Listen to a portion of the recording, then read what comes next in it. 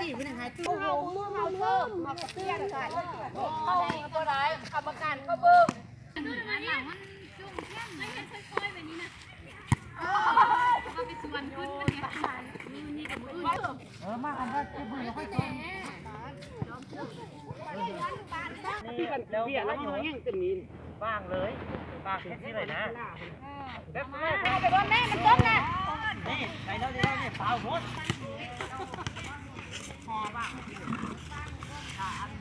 กามือหองแล้วผมมาเลยเลย ร้านมักโยนนะก็มักโยนพญามงเนี้ยมีตัวแรกตัวเขาไปรถปูมาตรวจ4 บาท10ตัวมือนี้ตรวจนะครับเป็นปูยักษ์ตีเป็นนิดนึงอ๋อขนาดเปลี่ยนซะแต่ว่าหยอกนัดตะกี้ให้ได้บ่ตะกี้ให้ก็ตีเป็นตะกี้เขาไปตีให้ที่เมืองเนาะมันมืดแห้งแล้วเป็นยัง